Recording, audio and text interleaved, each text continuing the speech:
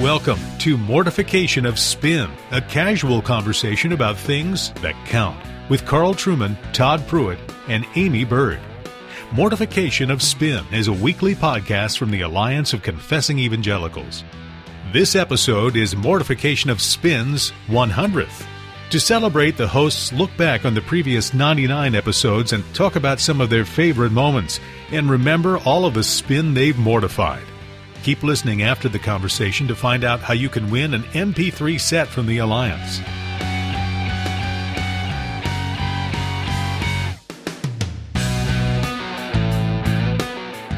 Well, it's great to be here on what is, in fact, our 100th episode. Yeah, we could talk about this momentous occasion, the 100th episode of Mortification of Spin. I mean, this is an extraordinary moment in the history of broadcasting, in the history of the church. It's the 100th episode of the Mortification of Spin. And to help us, we looked around the whole landscape of evangelicalism, Reformed Presbyterian evangelicalism, and we thought there's one man. There's one man whose voice could really, I think, sum up the importance of Mortification of Spin. And, of course, that's Daryl Hart. Yeah, our most appreciative fan. Absolutely. A man who has promoted this podcast, a man who has gone on the road for us, a man who quotes us frequently. I get emails from this man just encouraging me to press on a weekly basis. I would have to say, of all the people who have expressed their appreciation for Mortification of Spin, and there's a lot of them, I don't think we've heard from anyone any more frequently than Daryl Hart.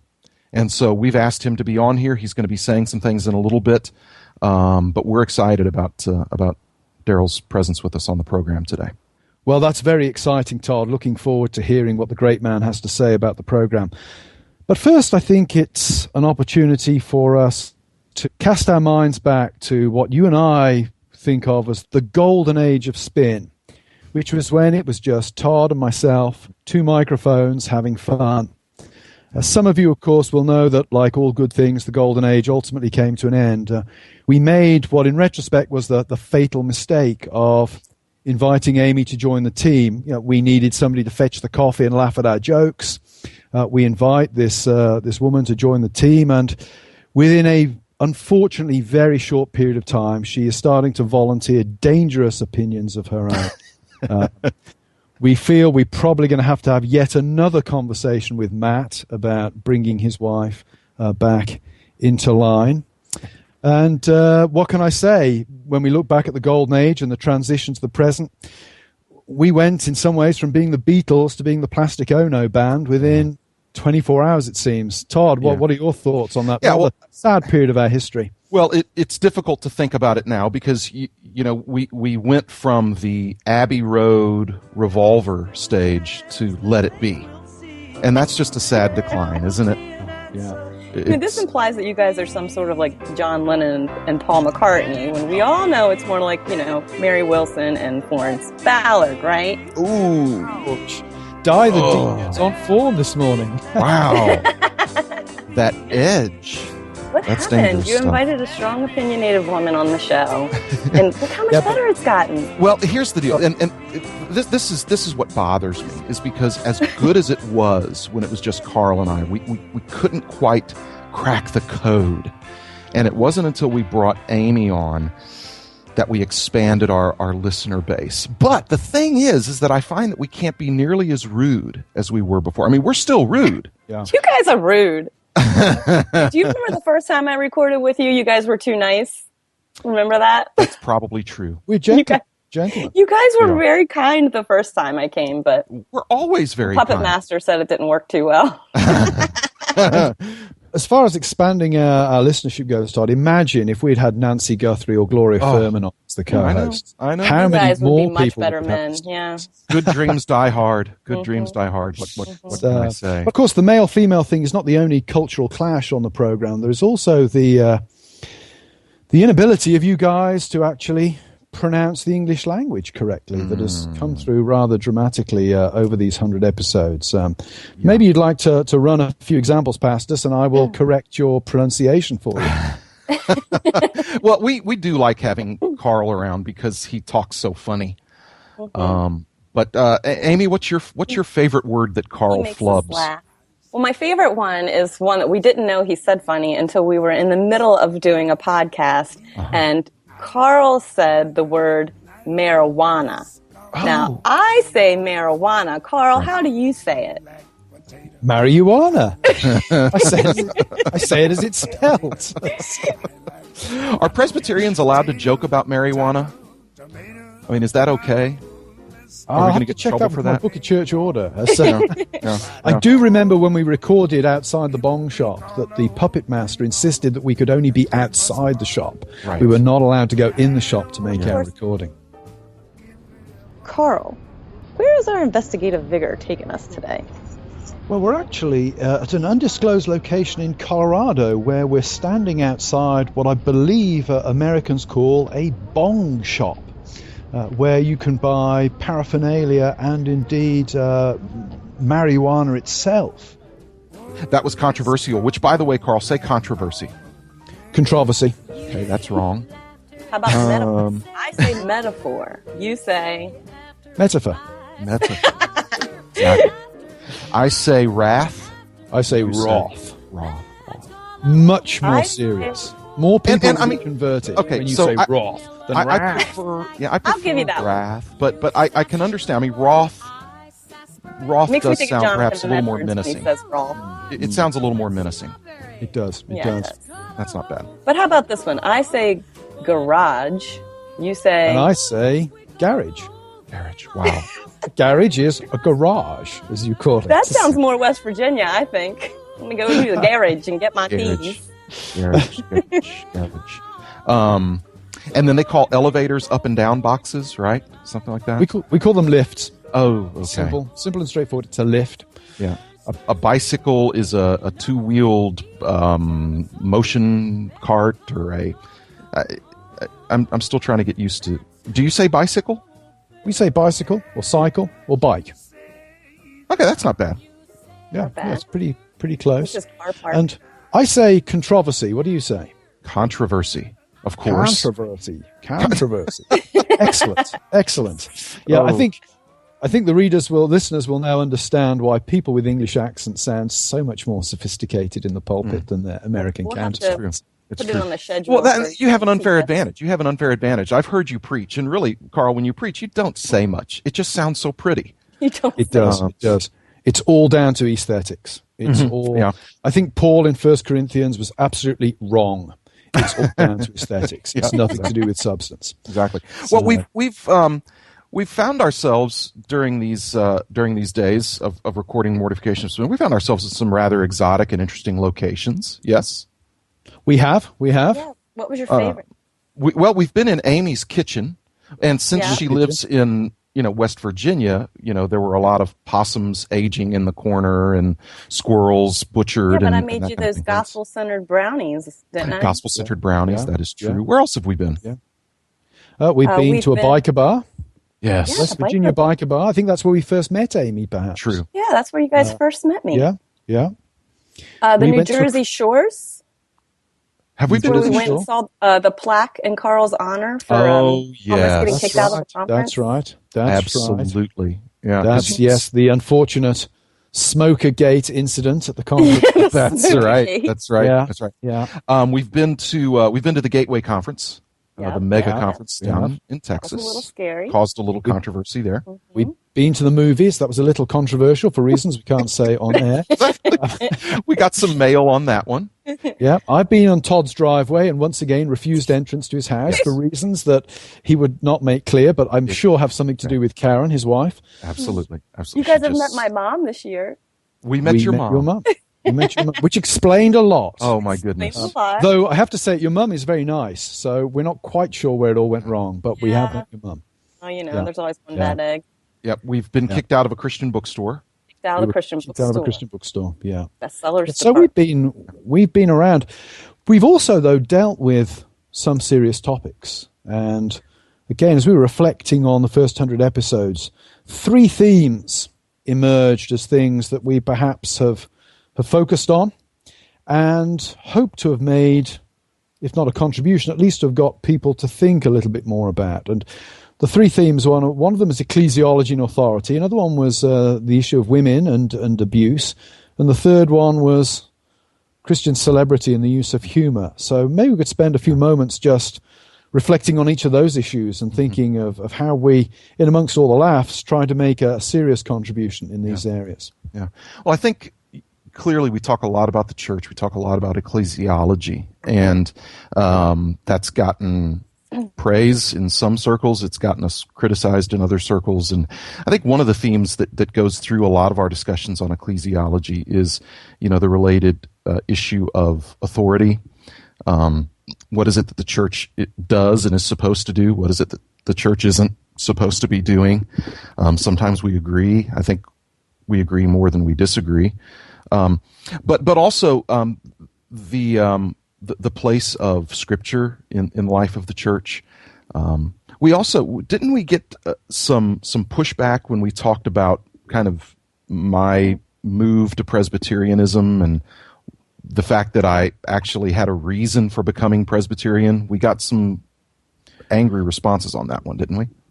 Got some pretty fierce pushback. I think mainly because you didn't go through a Reformed Baptist phase. I'm not saying that as a serious point, not as a trying to score points, but you moved from being Southern Baptist to being Presbyterian and Reformed. And the Reformed Baptists out there seem to think that we had not given sufficient time to their position. I think in episodes since we've acknowledged that of all the Baptists out there, those with whom we would have most affinity would be the Reformed Baptists who hold to the Second London, the 1689 Confession of Faith, and who would hold a theology of baptism very close to our own. Right. But at the time, it caused a bit of a stir. I think Jeremy Walker referred to it as an unfortunate and unwise podcast or something. When Jeremy tells you something's unwise, you can generally be confident that you're on the right track. That's my kind of rule of thumb for handling criticism from Jeremy and company. Well, some good came out of it. I kind of went underground and discovered that the Confessing Baptists do exist. Yes. And they interviewed me. One of their wives interviewed me. Yeah, they did. Remember that? Yeah. No one's interviewed me. No. Right. I was at a conference. A conference a couple of weeks ago, and some guy comes running up to me and says, "Got to tell you, I love the podcast. You and Aimee and that other guy. Yeah, the other guy. Yeah, exactly. Yeah. Exactly. I'm George Harrison. Not laughing at that one, Todd. I'm George Harrison. What can I say? I'm the guy in the background with the rhythm guitar. I'm the guy in the background with the rhythm guitar. No, I think of you more as Ringo. He had the cool head bop going on. Yeah. Yeah. Luckiest guy in the universe just happened to have been picked up by me and Aimee at the right time. Absolutely. Right place at the right time. Well, on the ecclesiology front, we've also talked about the fact that we're concerned in some of the current evangelical culture, the importance of some of the parachurch movement, which tends to downplay things like the sacraments, church polity, and it's almost reduced being reformed down to having a high view of God's sovereignty and nothing else. And that's 3 or 4 points of Calvinism, and that's enough. Yeah. Right. And it also kind of takes the role of discipleship from the church and puts it into the parachurch's hands, which is one of my big concerns. Mm-hmm. Yeah. It downplays the importance of the ordinary means of grace that God has entrusted to His church, and it elevates other means and methods. Yeah. The parachurch organizations can be very good. Sure, absolutely. Listen, we participate in one, but one of the reasons I think we feel good about participating in this particular parachurch organization is it seems to understand the purpose of a parachurch organization better than some others. Yeah. Its ambitions are not so grand that it ends up kind of subverting denominations. It's very easy for a parachurch organization to become a quasi-church organization. Right. That's why I think it's useful to have a clearly defined set of purposes or values up front and to stick to those. If they need to be changed over time, then change them, but always make sure that you're not ultimately bleeding over into work that should properly be done by the church. Right. Carl, you mentioned the fact that one of the issues that we've visited and then revisited several times is the issue of women in the church, complementarianism, and then some strange expressions like what's the word I'm searching for? Wife spanking novels. Wife spanking, and patriarchalism, and its various expressions such as wife spanking. But we've said this before, one of our memorable programs that got a lot of attention and I think was really helpful for us just pastorally was our interview with Diane Langberg, just about issues of domestic abuse and how to approach that, how to approach accusations when they're made. She was helpful to me personally, just as I think through those issues as they come up. The dramatic statistics she had on false accusations, I think it was 2 in 40 years of counseling. Right. That was quite stunning. And that really did change my whole opinion of how to relate to somebody who comes into my office and tells me their spouse is abusing them. Right. It really does load it in favor of the complainant, I think, the plaintiff. She also opened our eyes to just how often this happens. Right. Yeah. Yep. You know, it's interesting also just related to the issue of women. One of the things that I do remember we got some pushback on. I don't know how wide it was, probably not very wide, but there were people asking questions about the fact that why do you now have a woman on the podcast? Doesn't this doesn't this equal a woman teaching men? Isn't that a violation of the scriptures? And why should she be blogging? And well, I did ask why myself on numerous occasions, but for very different reasons. It had nothing to do with the Bible. It was more personality oriented than what it had to do with the Bible. Yeah. But I did think that was an interesting, and by interesting I mean strange, thought that by having a conversation with a woman, we might somehow be violating scripture and elevating her to the role of pastor. And I mean, Todd, one of the things, have we learned anything from Aimee? I'm hard pressed to sort of think of something at this point, but I'm open to correction on that. Well, I've learned how to dodge my backhand. I've learned.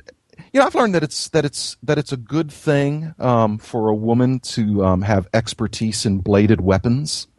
That's true. That's true. It's a good thing for men to know who those women are, so they can alter their behavior appropriately. Right. We waded into the waters of patriarchalism. Yeah. Had Rachel Miller on as a guest. Yes. That was an interesting discussion because it is a part of typically. You find patriarchalism in certain Reformed circles, and so it's a part of our family tree that needs to be discussed. And seems to be like a dirty little secret in some Reformed circles. Really, it's sort of there, but is not talked about. Mm-hmm. Exactly. And we joked some about the wife spanking thing, just because I'd never heard of that before, and I was so shocked to find out that people do that sort of thing. People really do that, and what I found as I was doing some homework online on it is that even among some in the patriarchal movement, while they may not actually practice it, they don't actually come out and condemn it. No. Which was weird and disturbing, I thought. Well, I think we've been able to kind of hash out some of the problems, even in complementarianism. Mm-hmm. Where it gets a little too, I don't know if the word conservative is right, but all of a sudden everything is looked at under the lens of biblical manhood and biblical womanhood instead of just, theology for every person. Well, and some of the errors that get imported into complementarianism, like, for instance, every woman is under the authority of every man. Right. That would be a scary place. Yeah. So some of those strange ideas that get imported into. Well, I think not just having a woman on the show, which is, let's face it, you guys, the balding and the bitter, needed a woman's perspective badly. Of course, we did. But not only a woman, but just a regular layperson's perspective. Yeah. Because, you guys are kind of sheltered in your pastoral positions in some ways. And so I think it's good for listeners to hear all perspectives and for there to be dialogue between the professors and pastors and the lay people. Right. Yeah. Well, and what's interesting is that by far, like in the church I serve as pastor, by far the most comments I get from people in my church about the podcast come from women who listen to it. And I have to say, not all of them, but probably a pretty good chunk of them ended up listening because they heard there was this lady that was on there. And so I got to that word lady. I know. That was a microaggression on my part. This woman that's on our podcast. And so, I begrudgingly have to acknowledge the fact that we went up from like 10 listeners to 30 listeners because of Aimee. And so that's good. Fantastic. Given the fact that we obviously have therefore our own celebrity on the show. Yes. In the shape of Mrs. Bird, it brings us to the third topic, and that is celebrity. It seems that the evangelical world is unwilling to call out its own often by name. There's definitely a protected inner circle or a clubhouse rule situation where certain people just don't get called out by name. And we've not done it often, and we've tried to do it on the whole in a fairly gentle, if I can put it that way, or comparatively gentle way. But we called out quite a few people. Sure. Over the 100 episodes. We called out Ann Voskamp, Sarah Young, Tullian Chivigin, John Piper, Mark Driscoll. Remember him? and even Stryper. I was accosted by an aggrieved Stryper fan at a thing I spoke at, who really felt that's right, you were. Man, I just didn't understand rock music, and I'd really dissed Stryper. Yeah. Frankly, any band that sells Underoos in the name of Jesus has a real problem as far as I'm concerned. That was I think the most controversial thing we did is when we mocked Stryper. Yeah.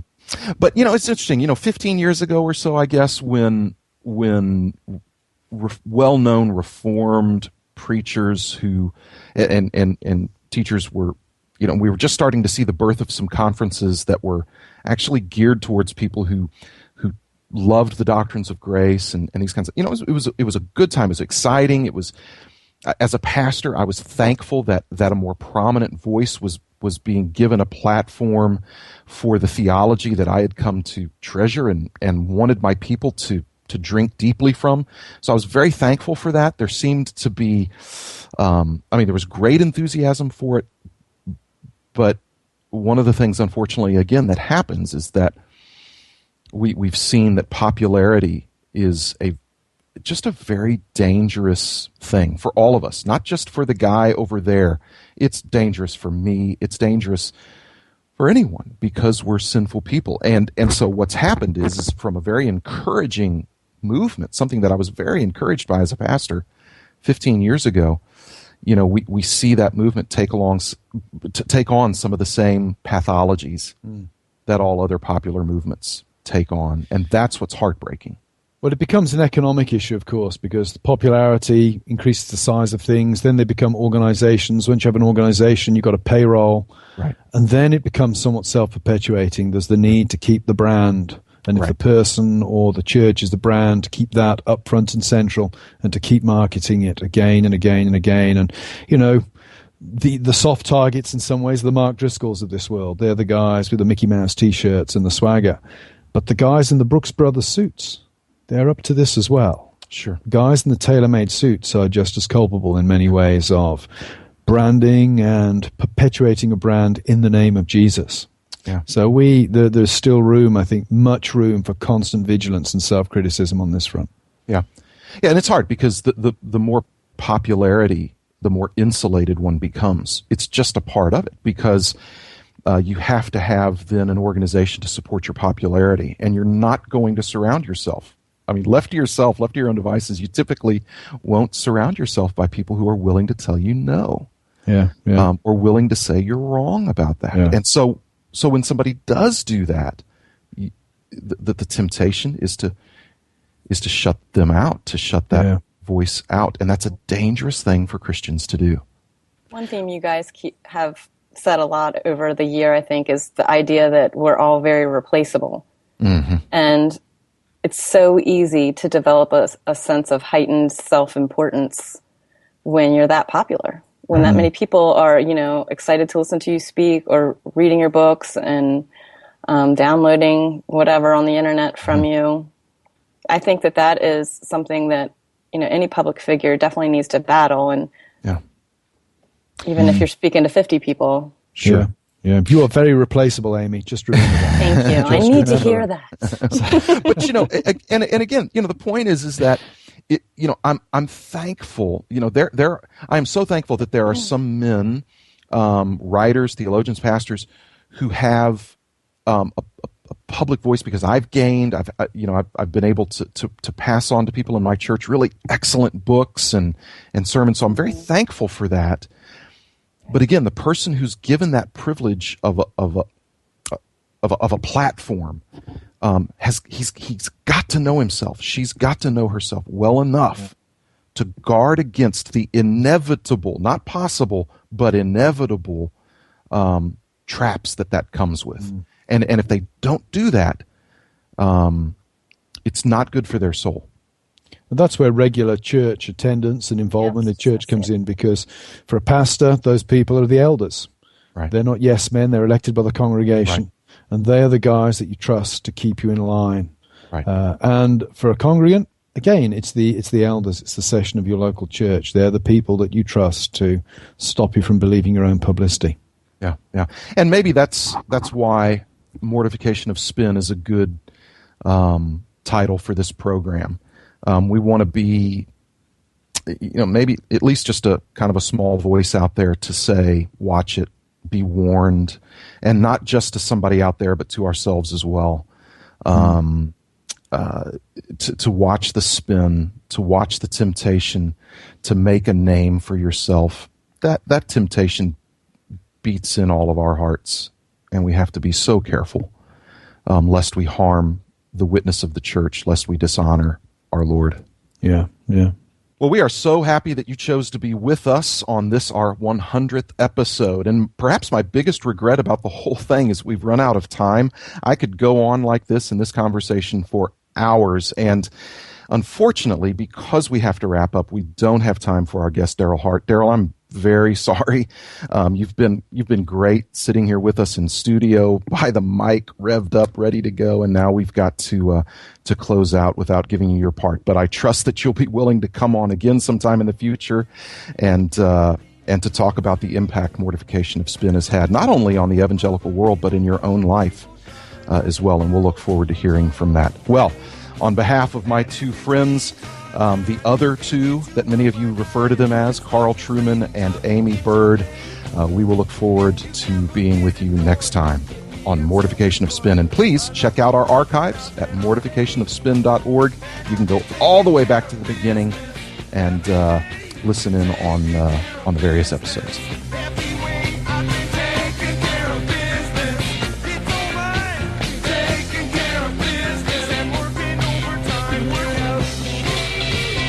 Thanks for listening to Mortification of Spin, a podcast of the Alliance of Confessing Evangelicals, a coalition of pastors, scholars, and churchmen that exists to foster a reformed awakening in today's church.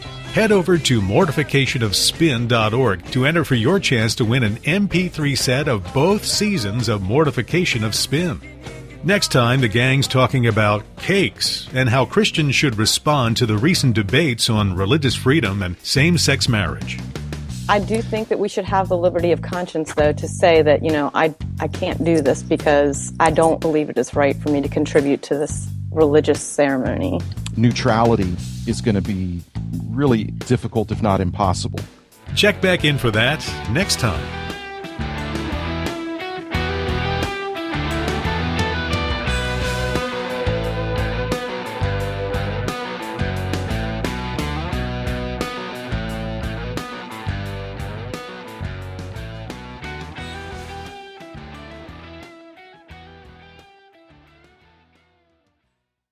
And we're coming after you next.